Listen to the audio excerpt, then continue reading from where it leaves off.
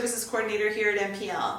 We know that finding your next grade read can be a challenge, so each week we'll release these short book talks to help introduce you to some of our new arrivals and great library reads. As 2020 draws to a close, many of us are reflecting over the past 12 months. To say it was eventful is probably an understatement.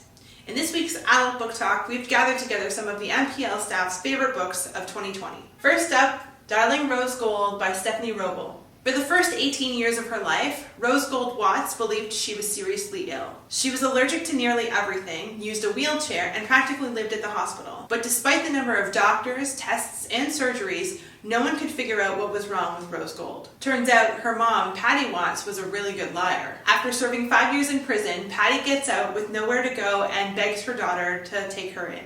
The entire community is shocked when Rose Gold says yes. Patty insists that all she wants is to reconcile their differences. She says she's forgiven Rose Gold for turning her in and testifying against her. But Rose Gold knows her mother. Patty always settles the score.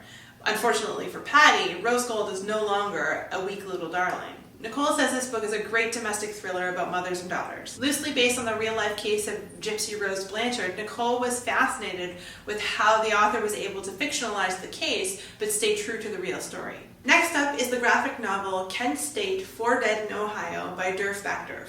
With family in northeastern Ohio, Faith was drawn to this graphic nonfiction work about the collision between the Ohio National Guard and the unarmed student protesters on May 4th, 1970 at Kent State University. 4 young people were killed and 9 others wounded. Backderf's thorough, compassionate, and journalistic approach and vivid, energetic illustration offer a detailed examination of the political climate, systematic failures, and overreaches of authority that led to this tragedy. Most intimate were the 4 portraits of the 4 students who were murdered, some just walking between classes on a bright spring day. In a year when many were moved to re-examine questions of justice, state power, and the role we want to play in an equitable and peaceful society, Kent State was a heart-wrenching but essential read. And finally, The Dilemma by B.A. Paris. A woman plans and experiences the long-awaited 40th birthday party of her dreams. But to ensure that the party is a success, she and her husband have decided to keep unexpected news from each other that will derail their lives. This wasn't a typical read for Betty, but she was captivated by the tension-filled novel, and it made her think what she would have done in their situation.